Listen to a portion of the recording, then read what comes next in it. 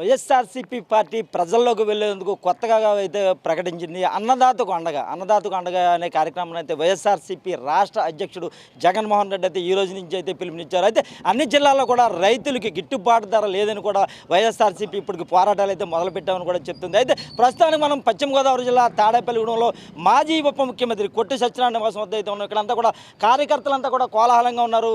అయితే రైతుకు గిట్టుబాటు ధర లేదు, ఏ రైతు కూడా ఈ ప్రభుత్వంలో కూటమి ప్రభుత్వంలో ఇబ్బందులు పడుతున్నారని రాష్ట్ర నాయకత్వం నుంచి పిలుపు మేరకు పశ్చిమ గోదావరి జిల్లా భీమవరంలో అయితే కలెక్టరేట్ వద్దకు వెళ్ళి ధర్నా నిర్వహించడానికి అయితే ఇక్కడ మాజీ ఉప ముఖ్యమంత్రి కొట్టి సత్యనారాయణ అయితే కార్యకర్తలంతా కూడా తీసుకువెళ్ళడానికి అయితే రెడీగా ఉన్నారు. అయితే గిట్టుబాటు ధర ఎలా ఉంది, అసలు ఆ ప్రభుత్వానికి ఈ ప్రభుత్వానికి తేడా ఉంది తెలిసిన ప్రయత్నం చేద్దాం. నమస్తే అండి. అసలు ఎలా ఉందంటారు? అసలు ఆ ప్రభుత్వానికి మీరు గతంలో పనిచేశారు, ఇప్పుడున్న ప్రభుత్వానికి ఎలా ఉందంటారు?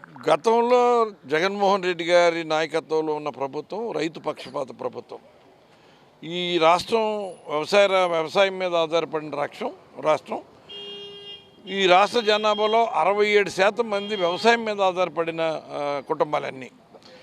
ఇటువంటి పరిస్థితుల్లో రైతుకి వ్యవసాయానికి ఇతోధికంగా మనం సహకారం ఉంటేనే రాష్ట్రం పురోగభివృద్ధి వెళ్ళద్ది, ముందుకెళ్ళొద్దనే ఉద్దేశంతో రైతు పక్షపాత ప్రభుత్వంగా రైతుకు అనుకూలమైన నిర్ణయాలు తీసుకుని 5 సంవత్సరాలు పరిపాలించడం జరిగింది.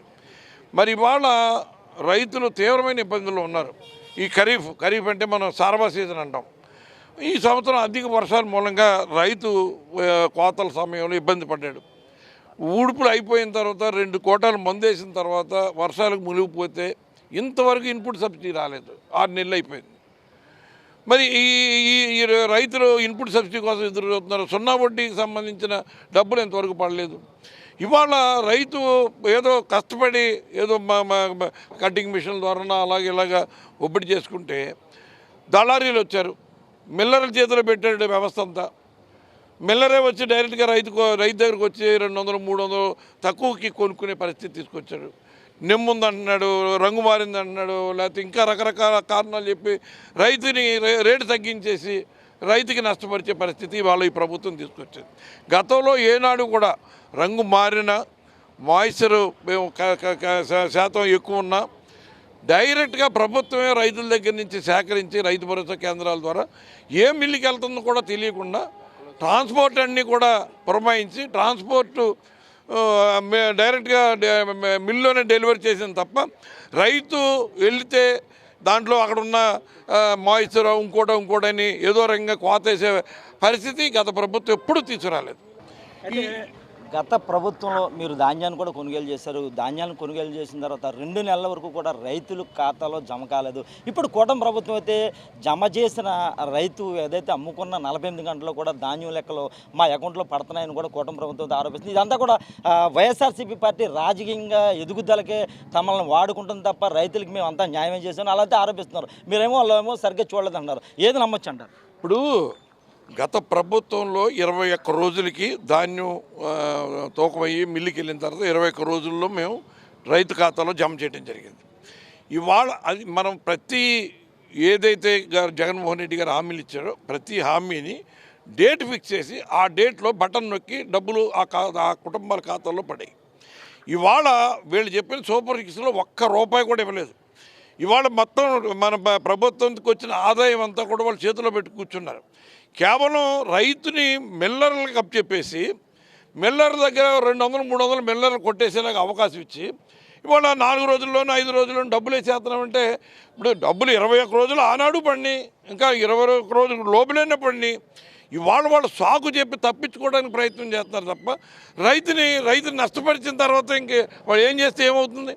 ఇవాళ ఏ పథకానికి డబ్బులు ఇచ్చారు? 6 నెలల నుంచి వచ్చిన రాష్ట్ర ఆదాయం అంతా ఏం చేస్తున్నారు? మరి 67,000 కోట్ల రూపాయలు అప్పు చేశారు. ఇప్పటికీ ఈ 67,000 కోట్ల రూపాయలు ఏం చేశారన్న దానికి ఎక్కడన్నా జవాబు ఉందా?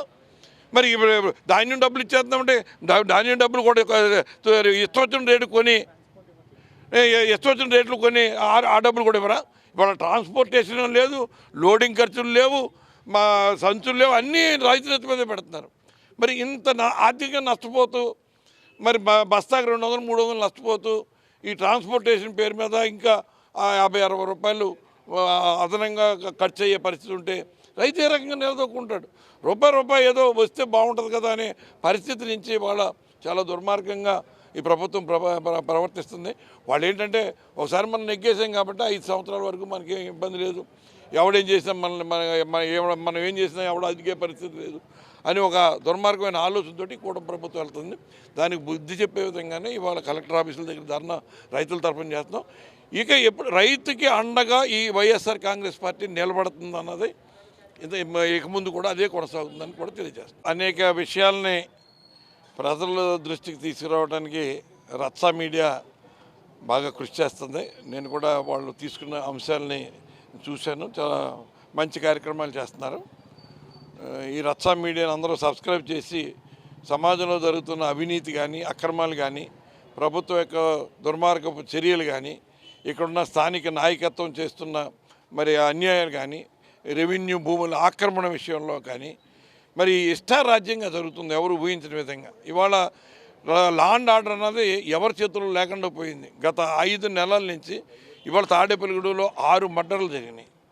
మొత్తం నియోజకవర్గ పరంగా ఉంటే 10-12 మర్డర్లు జరిగినాయని చెప్తా ఉన్నారు. అంటే లా అండ్ ఆర్డర్ ఏ రకంగా దిగజారిపోయింది అన్నది ఈ మన తాడేపల్లిగూడెం చూస్తేనే తెలుస్తుంది. ఇవన్నీ ఎవరు పట్టించుకోవట్లేదు.